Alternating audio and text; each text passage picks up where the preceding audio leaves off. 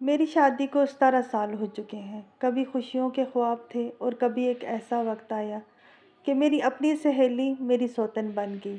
یہ کہانی صرف میرے ساتھ نہیں، یہ کہانی ہزاروں عورتوں کی ہے جو خاموشی سے سسک سسک کر جیتی ہیں، صرف اس لیے کہ عزت بچی رہے، گھر بچا رہے۔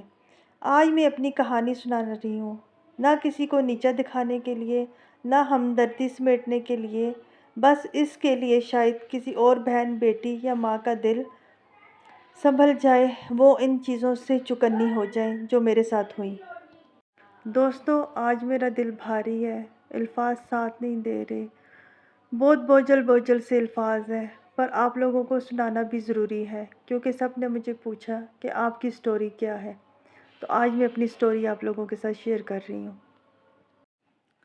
یہ سفر تب شروع ہوا جب میری شادی کو صرف 14 سال ہوئے تھے اور میری بیسٹ فرینڈ اکثر میرے گھر آتی تھی، میرے بیٹے سے کھیلتی، میری شوہر کی عزت کرتی، یا شاید میں یہی سمجھتی رہی میں نے اس پر وہ اعتماد کیا جو شاید میں نے خود پر بھی نہ کیا ہو۔ اور ایک دن جب میرے شوہر نے کہا کہ میں دوسری شادی کر رہا ہوں تو میرے پاؤں تلے سے زمین نکل گئی۔ لیکن یہ سب ہوا کیسے، میں شروع سے آپ کو اپنی بیسٹ فرینڈ کی سٹوری سناتی ہوں۔ جو دل ٹوٹا وہ آج تک نہیں جڑ سکا۔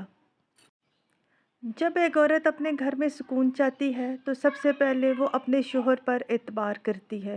میری بھی یہی سوچ تھی۔ میں نے ہمیشہ اپنے شوہر کو اپنا سب کچھ سمجھا اور اپنی دوست کو اپنے گھر میں ایسے خوش آمدید کہا جیسے وہ میرے اپنے خاندان کا حصہ ہو۔ میری ایک بیسٹ فرینڈ تھی جو اکثر میرے گھر آتی تھی، میں اسے دل سے چاہتی تھی، بہنوں جیسا مان دیا تھا۔ جب بھی وہ آتی میرے شوہر میں ہمیں گھمانے لے جاتے، بڑے مزے سے ہم لوگ گھومتے، پارک جاتے، کبھی آئس کریم کھاتے اور کبھی شہر کے بہترین ریسٹورنٹ میں کھانا کھاتے۔ پھر ایک دن میں نے محسوس کیا کہ جب بھی وہ آتی فوڈ پانڈے والا کچھ خاص چیزیں لے کر آتا، وہ چیزیں ہمیشہ میری دوست کی پسند کی ہوتی۔ میں نے شروع میں اس بات کو اگنور کیا، پر بیوی تھی نا، شک تو پڑنا ہی تھا۔ ایک دن میں میری بیسٹ فرینڈ جو کہ اب کے میری سوتن ہے، کاش وہ میری بیسٹ فرینڈ نہ ہوتی، نہ ہی میرے گھر میں آتی اور نہ ہی آج میرے ساتھ اتنا ظلم ہوتا۔ تو ہم لوگ تینوں بیٹھے کھانا کھا رہے تھے۔ میں نے اپنی دوست سے کہا کہ چلو چکن بنا لیتے ہیں، تو مجھے پسند ہے تو میں چکن ہی بناؤں گی۔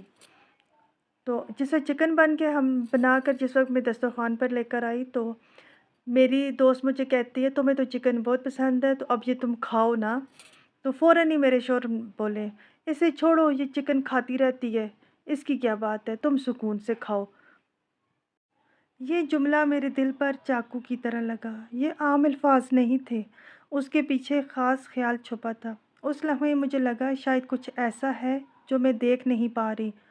میرے شوہر کی زبان سے اپنی بیسٹ فرینڈ کے لیے وہ نرمی، وہ فکر، وہ انداز مجھے اندر سے ہلا گیا۔ اس ایک بات کے بعد مجھ سے اپنے شوہر پر اعتبار نہیں رہا۔ میرا دل کہتا تھا کچھ غلط ہو رہا ہے، اور وہ دن میری آنکھیں کھولنے کا دن تھا۔ پر اپنے شوہر پر اعتبار، اپنی بیسٹ فرینڈ پہ اعتبار، ان سب چیزوں نے مجھے اندھا کیا ہوا تھا۔ مجھے کچھ غلط دکھائی نہیں دے رہا تھا کیونکہ میں خود غلط نہیں تھی۔ میں یہ کہانی کہاں سے شروع کروں؟ میرے دل پر آج بھی وہ لمحے نقش ہیں۔ سناتے ہوئے دل بہت دکھ رہا ہے کیونکہ جیسے میں نے اپنی سہیلی سمجھا وہی میری سوتن بن گئی، اور وہ سب کچھ میری آنکھوں کے سامنے ہوتا رہا، لیکن میں اپنی ہی خوش فہمیوں میں اندھی رہی۔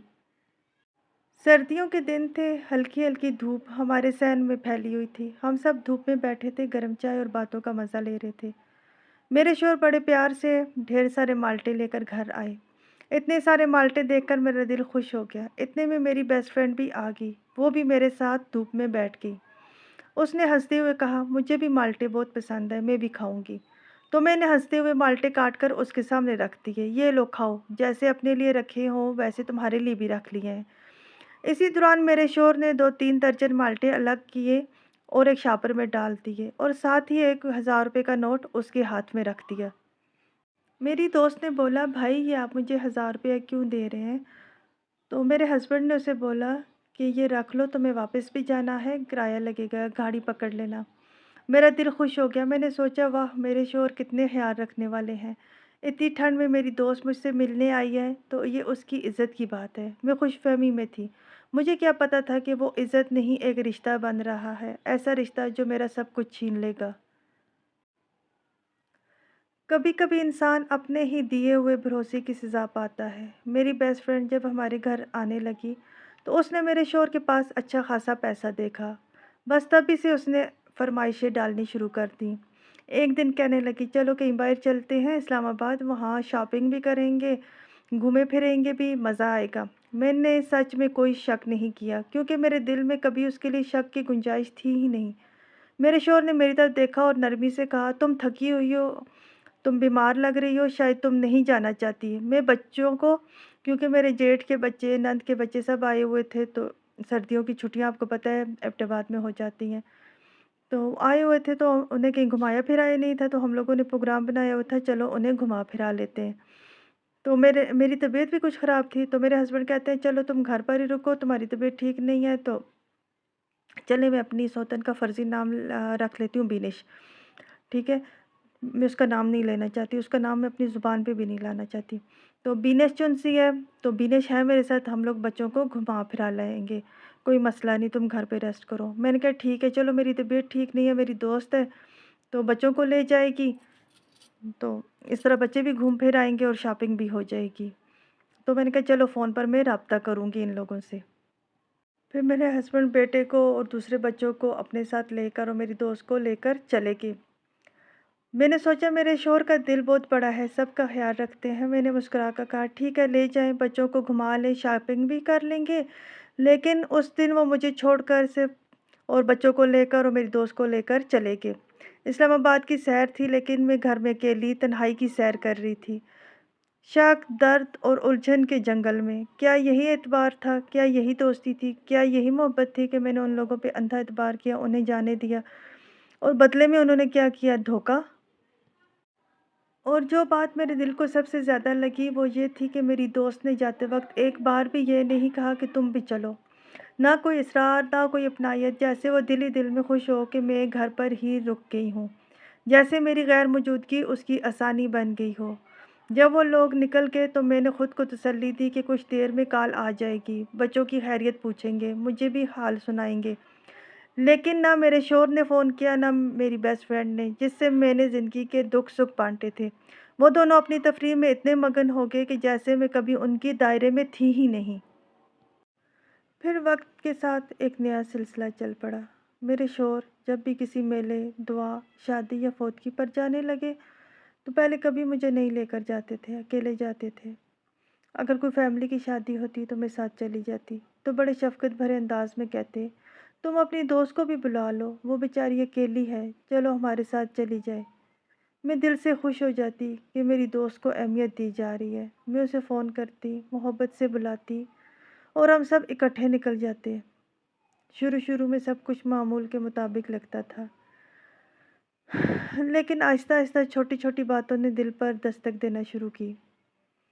ایک دن ہم شادی پر جا رہے تھے، میں حسب معمول فرنٹ سیٹ پر بیٹھی تھی، تو میری وہی بیسٹ فرینڈ جو کہ اب میری سوتن ہے ہنستے ہوئے کہنے لگی کرن تم پیچھے بیٹھ جاؤ نا، بیٹے کے ساتھ ایزی رہے گا، ویسے بھی مجھے فرنٹ سیٹ پر چکر نہیں آتے، پیچھے بیٹھتی ہوں تو بہت چکر آتے ہیں۔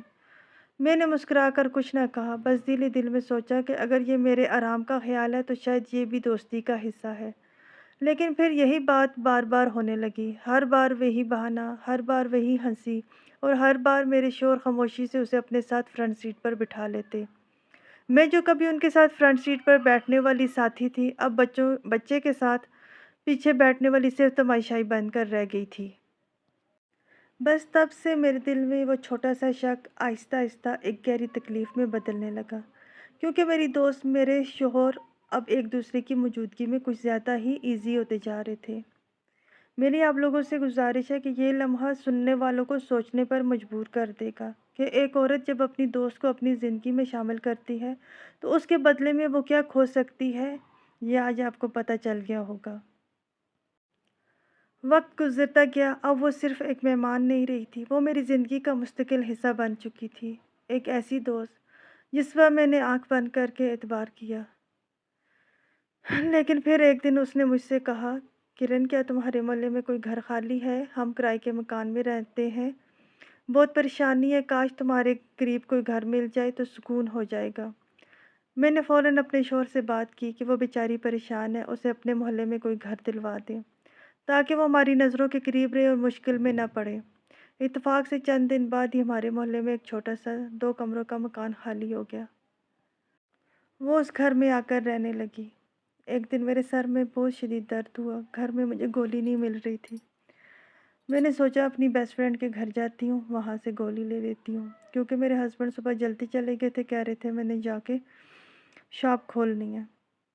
ان کے گھر کا دروازہ کھلا تھا تو میں نے آواز لگائی تو اندر سے کوئی نہیں بولا، میں سیدھا اس کے کمرے میں چلی گئی۔ جا کر دیکھتی ہوں میرے ہسبینڈ اس کے بیڈ پہ لیٹے ہوئے ہیں، باتیں کر رہے ہیں اور وہ پاس بیٹھی قہوہ پی رہی ہے۔ بس اس سے زیادہ اور آگے نہیں سنا سکتی۔ بس اب میری ہمت ختم ہو چکی ہے۔ میں اپنا دکھ آپ لوگوں کو سنانے کے لیے بیٹھی ہوں تو پھر سے میرے دل میں دکھ جاگ اٹھے۔ بس آپ لوگوں سے گزارش ہے کہ اگر آپ لوگ میرے لیے کچھ کرنا چاہتے ہیں تو میری ویڈیو کو فل واچ کیا کریں۔ اور میں کیا بولوں، اور ہمت ہی نہیں ہو رہی۔ وہ سارے نقش، وہ ساری باتیں، وہ سب کچھ میرے ذہن میں آنے شروع ہو چکا ہے۔ ویسے ہی وہ کہانی دوبارہ سے میرے دماغ میں چلنے شروع ہو گئی ہے۔